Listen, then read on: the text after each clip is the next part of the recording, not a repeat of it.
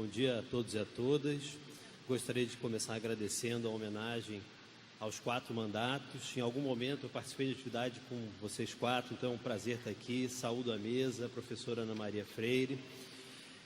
Como já foi dito, assim que o mandato do Flávio Serafini entrou em contato comigo no dia da fundação do Movimento Educação Democrática, eu indiquei que aceitaria, mas aceitaria em nome não só meu, mas em nome do Movimento Educação Democrática e mais até do que isso, do que todos aqueles que vêm lutando por essa educação democrática.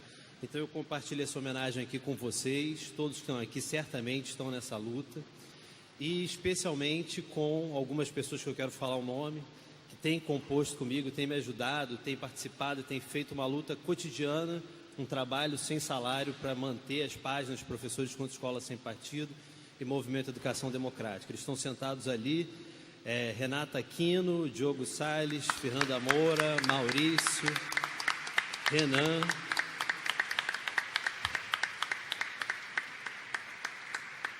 Karina Martins e Luciana Veloso da UERJ, meus colegas da Faculdade de Educação. Esse debate todo surgiu na nossa mobilização de 2015. Bom, essa é a 210ª vez que eu falo sobre educação democrática, desde meados de 2015, 210ª literalmente. Essa semana ainda vou falar num colégio de aplicação em São Luís do Maranhão, em um evento acadêmico em Crato, no Ceará. Eu sempre costumo, no final desses eventos, agradecer muito pelo convite, pela oportunidade de falar, e eu sempre digo que eu agradeço porque eu aprendo muito. Todas essas experiências ao longo desses 3 anos, 2 anos e meio, foram muito formativas. Então eu agora escolhi construir um pouco essa minha fala, juntando algumas considerações com experiências que eu vivi ao longo desses 210 falas sobre educação democrática. Então eu começo meio de trás para frente. Mês passado eu tive num debate em Jataí, Goiás, e depois de fazer uma longa fala sobre educação democrática, necessidade de combater todas as formas de desigualdade, falei um pouco sobre a Lei 10.639, 11.645, uma participação intensa do público, discutimos. Numa das últimas perguntas, uma menina negra, estudante, acho que de pedagogia, pediu a palavra e me perguntou o seguinte: mas Fernando, você acha que nós temos então hoje no Brasil uma educação democrática? A pergunta me colocou para pensar. Eu disse inicialmente que não, mas depois complementei a minha fala. Eu acho que nós temos que pensar muito o momento que nós vivemos como sempre num jogo de avanços e retrocessos. Então nós tivemos avanços importantíssimos, tanto no campo das políticas públicas, quanto no cotidiano, nas experiências de sala de aula. É óbvio que essas duas dimensões dialogam, tem uma circularidade, mas então, como eu já mencionei, nós tivemos a Lei 10.639 e 11.645, que tornaram obrigatório o ensino de História e Cultura Negra e Indígena. Nós tivemos a produção de materiais didáticos de combate à homofobia e da discussão de gênero. Todas essas conquistas dos movimentos sociais, essas leis e essas produções desses materiais, e temos cotidianamente professores no diálogo com seus alunos, produzindo práticas fantásticas que às vezes nós não conhecemos dentro das suas salas de aula. Então eu acho que, por que eu estou falando nesses avanços e retrocessos? Porque nós estamos vivendo num momento, no campo educacional e de uma maneira geral, de retrocessos, mas é importante lembrar desses avanços. Eu tenho falado muito, quando vou falar sobre a causa desse retrocesso, num discurso reacionário, porque eu vejo que muito dele é reação aos avanços, mesmo longe ainda dos ideais que nós tivemos nos últimos anos. Então, eu completei a fala dizendo que nós não temos ainda, nós temos que lutar pela escola que existe, até para que ela um dia possa se tornar a escola que nós queremos. E eu acho que educação democrática é um termo que nós cunhamos, nós escolhemos para ser o nome dessa escola que nós queremos. Então, disse para ela que não estamos lá, mas vamos continuar lutando. E eu acho interessante, já que a gente está aqui na Alerj, eu acho que eu não poderia deixar de falar nisso, pensar por que nós não temos a escola que nós queremos. Eu acho que vale a pena pensar um pouco na política pública educacional do Estado do Rio de Janeiro. O Estado do Rio de Janeiro foi o laboratório de implementação de uma lógica de mercado. Muitos autores têm chamado de reformadores empresariais de educação no nosso Estado. Então nós tivemos políticas como currículo mínimo, Saerj, Saerjinho, uma bonificação salarial para professores chamada de meritocracia, funcionários IGTs que vigiam o cotidiano das escolas. Tudo isso aponta para uma lógica empresarial dentro do campo educacional, uma lógica que não está preocupada com o cotidiano das escolas, mas com resultados em avaliações externas de larga aplicação, que é o caso do Saerj e Saerjinho, provas que não são feitas pelos professores, mas que os professores são obrigados a aplicar. Isso acaba empurrando a nossa educação para um constante treinamento para a realização dessas provas. E é importante destacar aqui que os professores do Rio de Janeiro e os estudantes do Rio de Janeiro se mobilizaram contra essas políticas e conseguiram interromper essas avaliações. Quando nós pensamos, então, na situação do Rio de Janeiro e tentamos dar sentido a essa escola que nós temos, uma das respostas, e essa é a resposta da lógica empresarial, e não só dela, também desse discurso reacionário, é apontar o dedo para o professor. A culpa, então, seriam os professores são responsáveis, os professores não fazem o seu trabalho. E aqui o discurso reacionário ele vai mais longe até do que essa lógica de mercado. O discurso reacionário que defende projetos como Escola Sem Partido tem insistido que professores não são educadores, os professores não podem debater temas relacionados ao cotidiano nas escolas, os professores estariam proibidos, como já foi dito pela Tharília, de discutir questões de gênero. O professor é um burocrata que aplica a lei e pune.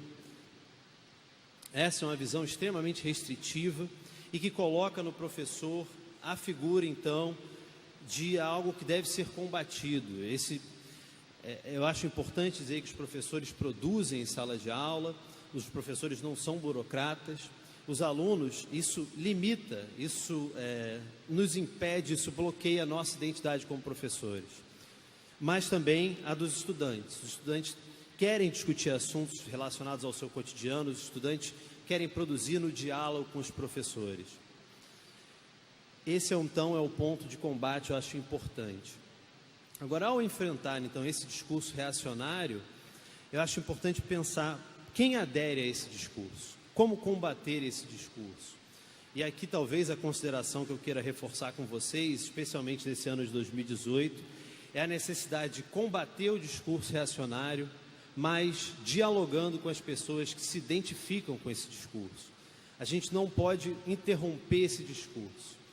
E vou pensar aqui alguns elementos. Eu tenho aceitado participar de audiências públicas com a presença dos criadores do movimento Escola Sem Partido, tenho participado de programas de televisão com o criador do movimento. O movimento Educação Democrática como um todo tem ido a todos os debates dos quais nós somos chamados. E essa é uma postura que o movimento Educação Democrática adotou como um dos seus 5 princípios. Então, participar de todos os debates com uma abordagem democrática e argumentativa. E é importante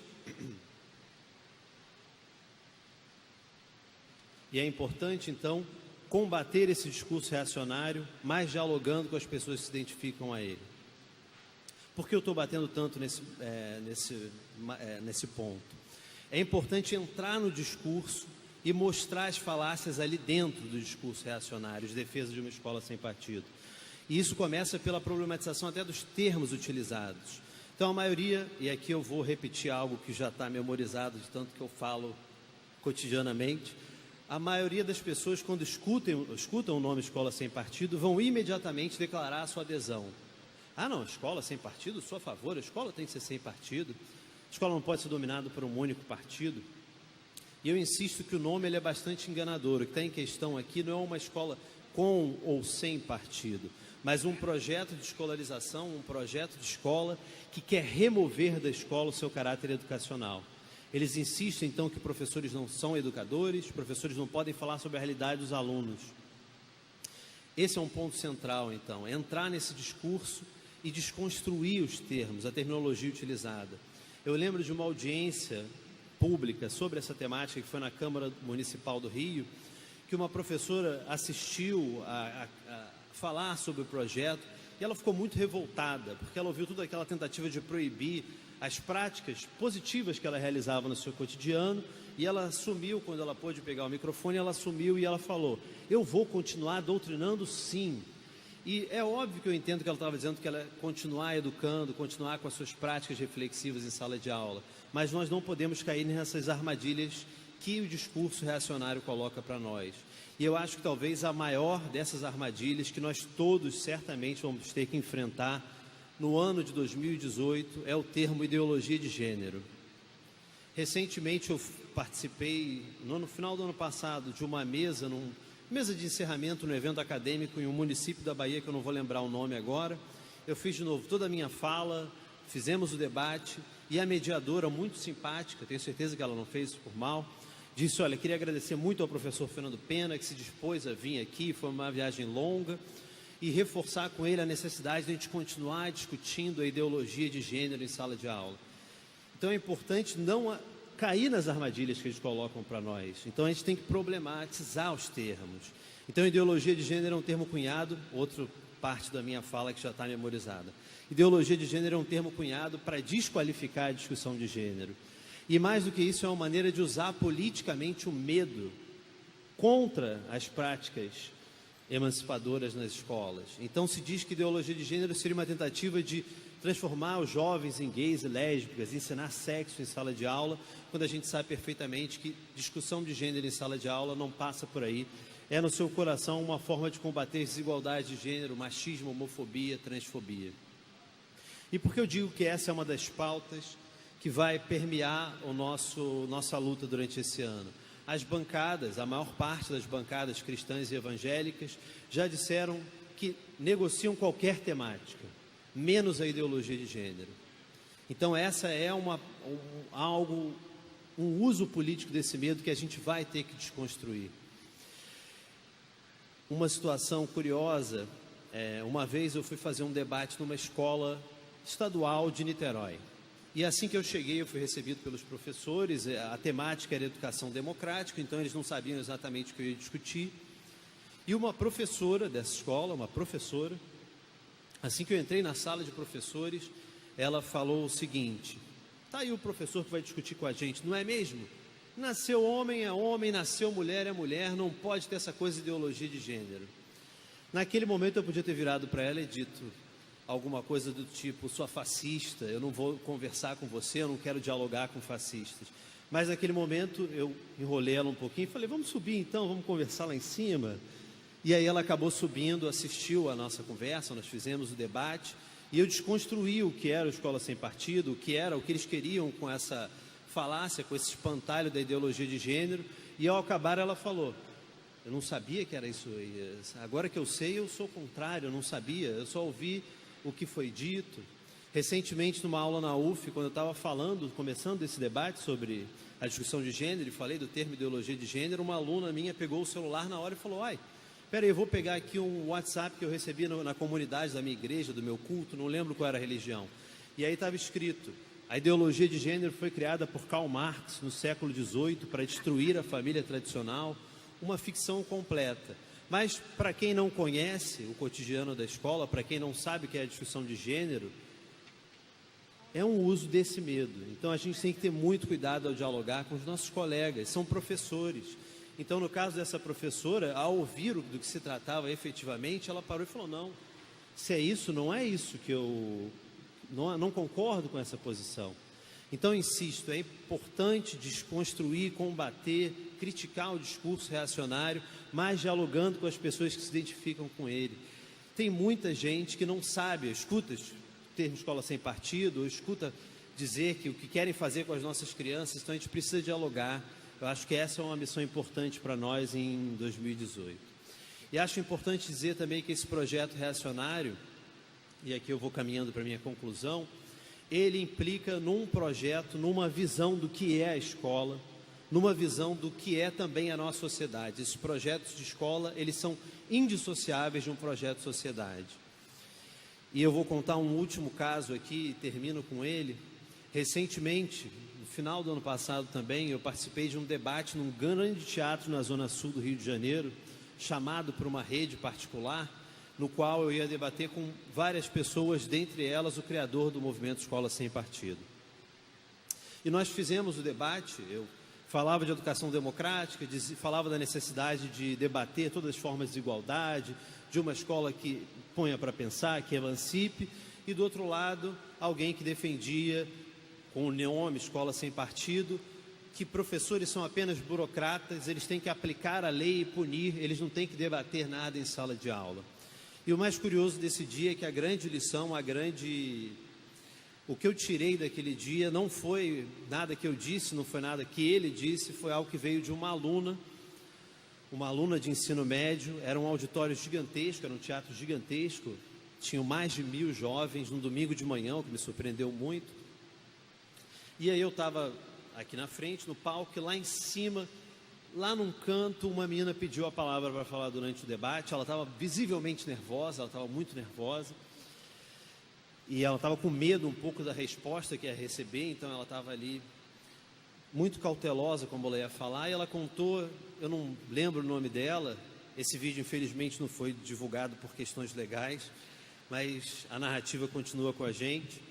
Ela falou que naquele momento ela tinha 18 anos, mas que quando ela tinha apenas 13, no intervalo entre 2 aulas dentro da escola, quando não tinha nenhum professor naquele momento de mudança das disciplinas, um grupo de meninos a empurrou no chão, segurou ela contra a vontade dela, não chegou a tirar a roupa dela, mas subiu em cima dela e simulou atos sexuais. Relatou um claro caso de abuso. E ela falou o seguinte: isso aconteceu quando ela tinha 13 anos. Isso a traumatizou de forma tamanha que ela só conseguiu contar para os pais 3 anos depois, quando ela tinha 16 anos.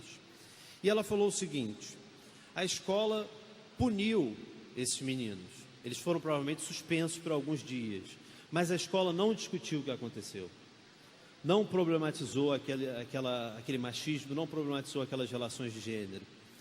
E eles voltaram então dessa suspensão e continuaram agindo dessa forma, não de maneira tão explícita, mas continuaram fazendo. E ela perguntou, com medo, para os debatedores que estavam defendendo a proposta de uma escola sem partido, o que então faz? O que a gente pode fazer? Porque eles voltaram e eles continuaram fazendo aquilo, e isso foi um grande trauma para mim e para outras pessoas. E quando ela acabou a fala dela, muito emocionada, a fala muito emocionante, todos se viraram para ela, aplaudiram de pé. O microfone voltou para os debatedores, entregaram o microfone para os defensores da proposta, eles não quiseram falar, não aceitaram o microfone. O próprio criador do projeto estava lá, não aceitou o microfone para responder àquela menina. Coube a mim só jogar a pá de cal e concluir da maneira que eu já apontei, dizendo que o que está em jogo aqui são 2 visões de escola. Não é algo abstrato, a gente está falando do sofrimento de pessoas que são excluídas cotidianamente da sala de aula por racismo, machismo, homofobia, transfobia. Então eu acho que é isso que a gente tem que levar para os nossos colegas, sensibilizar mesmo aqueles que a princípio se identificam com esse discurso. Então agradeço enormemente pela homenagem, compartilho ela com todos vocês e obrigado por tudo.